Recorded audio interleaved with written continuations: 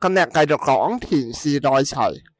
話說田氏經過數代經營，終於迎來奪權嘅關鍵時刻。齊景公死後，田克假意擁護國高二世，暗中挑撥離間，最終驅逐二世，擁立與自己交好嘅公子楊森為齊悼公，並自立為相，開始獨攬大權。